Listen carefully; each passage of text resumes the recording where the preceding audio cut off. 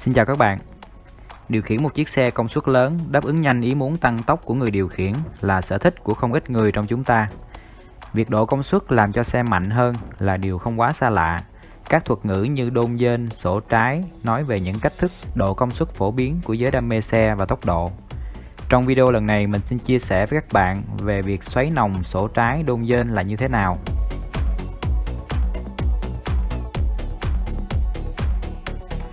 Thứ nhất, xoáy nòng sổ trái.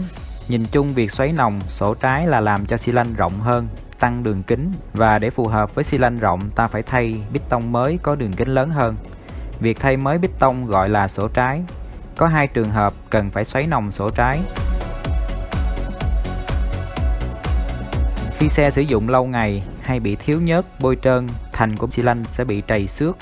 Các vết xước này giữ lại nhớt bên trong. Các xét măng không thể kéo hết nhớt về ổ máy được, dẫn đến có một phần nhớt bị rò rỉ vào buồng đốt và nhớt sẽ bị cháy cùng với lại hòa khí trong buồng đốt. Hiện tượng này làm hao nhớt và động cơ bị giảm công suất. Để sửa chữa, người ta làm nhẵn bề mặt của xi lanh bằng cách là dùng lưỡi dao của máy tiện phay một lớp của xi lanh, bóc hết lớp bị trầy xước. Ta gọi việc này là lên cốt. Mỗi lần lên cốt thì bề mặt xi lanh bị phay mất một lớp cỡ 0,25mm. Piston cũng phải thay mới, có đường kính lớn hơn tương ứng. Đối với các xe phổ thông thì đa phần là sử dụng xi lanh vỏ nhôm ruột bằng gang, nên có thể sửa chữa theo cách lên cốt này để khắc phục tình trạng xi lanh bị trầy xước. Vì sơ mi bằng gang không thể quá mỏng nên việc lên cốt có thể làm tối đa 4 lần. Cốt 0 là cách gọi ý chỉ xi lanh nguyên zin của nhà sản xuất.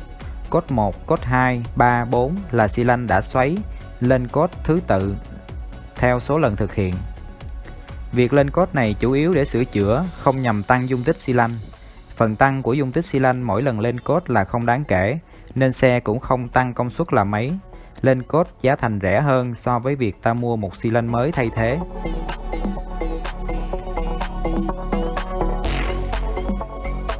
Muốn tăng công suất xe lên đáng kể thì người ta thực hiện việc xoáy nòng sổ trái bằng cách phay rộng đường kính của xi lanh rồi đóng vào một sơ mi gang lớn hơn cái cũ một lượng lớn. Hoặc người ta thay thế nguyên xi lanh cũ bằng một xi lanh mới có đường kính lớn hơn nhiều. Lúc này dung tích xi lanh sẽ tăng đáng kể. Hòa khí được rút vào sẽ nhiều hơn và công suất động cơ sẽ tăng. Nhưng đường kính của xi lanh không thể tăng nhiều quá vì sẽ vướng 4 thanh đũa kết nối lốc máy và nắp máy. Một số trường hợp người ta phải dời 4 thanh đũa ra xa hơn để tăng đường kính xi lanh lên lớn hơn nữa. Trên các dòng xe sử dụng các loại xi lanh có mạ một lớp hợp kim chống mài mòn, hay như trên xe Exciter sử dụng xi lanh đai siêu là nguyên khối hợp kim nhôm, thì giải pháp xoáy nòng sổ trái như trên ít được áp dụng, mà người ta sẽ chọn giải pháp là thay một xi lanh khác thì chi phí sẽ rẻ hơn. Đôn dên. Nếu như việc xoáy nòng sổ trái làm tăng đường kính xi lanh thì việc đôn dên làm tăng chiều dài hành trình của piston trong xi lanh. Hành trình của piston dài hơn không những làm tăng dung tích làm việc của xi lanh, tức là tăng phân khối, mà còn làm tăng tỷ số nén của động cơ. Tay dên là thanh kim loại kết nối chuyển động xoay tròn của má dên gắn liền với trục khuỷu và chuyển động tịnh tiến lên xuống của piston. Tay dên gắn với piston bằng một trục kim loại gọi là ắc nhỏ, gắn với má dên của trục khuỷu bằng một trục kim loại lớn hơn gọi là ắc lớn. Đường kính chuyển động tròn của ắc lớn quanh trục khuỷu đúng bằng chiều dài hành trình lên xuống của piston. Dung tích xi lanh hay phân khối của xe được tính bằng tích của diện tích đáy xi lanh nhân với chiều dài hành trình piston. Ta tăng chiều dài hành trình piston thì phân khối động cơ cũng tăng. Đôn dên là dời tăm quay của ắc lớn ra xa trục máy nhằm kéo dài hành trình piston. Tùy mức độ mà việc đôn dên có thể thực hiện bằng cách dùng ắc chích, ắc lệch tâm hay dời ắc. Ắc chích được dùng khi người độ xe muốn tăng hành trình piston một lượng không lớn. Ắc chích là thanh ắc hình trụ được gia công sao cho phần kết nối với tay dên nhô lên.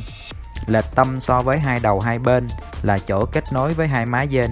Đoạn lệch tâm của phần giữa này được đặt hướng ra ngoài vòng quay của ắc quanh trục máy.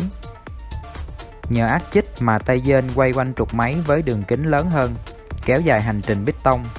ắc chích có thể lệch tâm tối đa 3,5mm, không thể hơn. Có nghĩa là hành trình bít tông có thể tăng tối đa 3,5 x 2 bằng 7mm khi sử dụng ắc chích. Bởi vì nếu tăng độ lệch tâm của ắc chích thêm nữa thì khả năng ắc bị xoay không bám cứng vào hai má dên sẽ cao. Nếu muốn hành trình của bít tông tăng nhiều hơn, một giải pháp đưa ra là dời ắc. Lỗ đóng ắc trên hai má dên sẽ được hàn bít lại. Người ta sẽ khoan hai lỗ đóng ắc mới cách xa trục quay hơn, rồi ép hai má dên vào ắc. Vậy là ắc sẽ ở xa trục quay hơn, hành trình bít tông sẽ dài hơn. Nếu muốn đặt ắc xa hơn nữa thì người ta dùng ắc nhỏ hơn hoặc đắp thêm má dên để phần kim loại bên ngoài ắc đủ dày để giữ ắc chắc chắn trong quá trình xe hoạt động. Người ta cũng có thể chọn cách là thay một trục khuỷu khác có má dên lớn hơn. Việc đôn dên phức tạp hơn việc xoáy nòng sổ trái, vì ngoài các công đoạn ép lại dên, cân chỉnh đồng trục đối với trục khuỷu thì thợ máy còn phải xử lý hiện tượng bít tông đi lên quá cao và đi xuống quá sâu trong hành trình. Từ đây mà chúng ta có những thuật ngữ như 3 bạc lỡ hay 2 bạc lỡ, móc mắt bít tông, vân vân.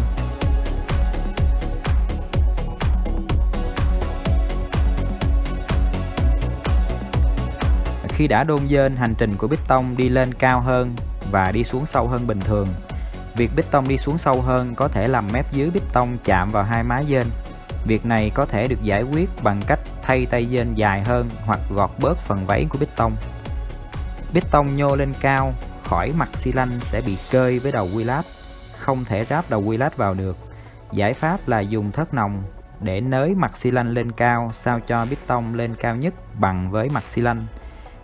Cách này phải kèm theo việc thay sên cam dài hơn.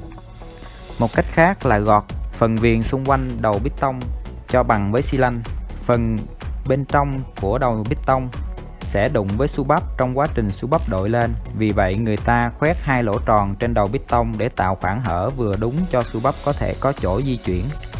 Việc này gọi là khoét mắt bít tông. Tùy mức độ mài của viền bít tông mà thợ có những cách gọi tương ứng. Như 3 bạc lỡ là cách gọi cho trường hợp viền ở đầu bít tông bị mài bớt, còn cách rãnh bạc trên cùng cỡ 1mm, bít tông vẫn còn đủ 3 lá bạc.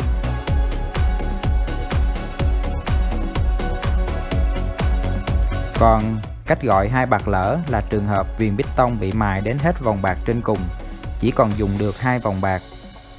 Lúc này vòng bạc thép trên cùng bị đem xuống dưới, vòng bạc giữa bỏ đi. Vậy là chỉ dùng 2 vòng bạc, một vòng thép chịu áp lực của khí nổ từ buồng đốt và một bạc nhớt dùng để gạt nhớt. Độ 2 bạc lỡ làm bít tông nhẹ hơn, ma sát cũng ít hơn, giảm đáng kể quán tính của bít tông, làm máy bốc hơn nhưng không bền. Độ 3 bạc lỡ vẫn dùng đủ 3 lá bạc như zin nên máy sẽ bền hơn. Về mặt kỹ thuật thì việc sổ trái đôn dên làm cho xe mất tính đồng bộ. Để xe tăng công suất như mong muốn, ta còn phải có những thay đổi ở hệ thống cung cấp nhiên liệu, ống xả, trục cam, bơm nhớt, vân vân. Vừa rồi là những hiểu biết của mình về các thuật ngữ trong độ xe như xoáy nòng, sổ trái, vân vân. Cảm ơn các bạn đã theo dõi. Thân ái chào tạm biệt.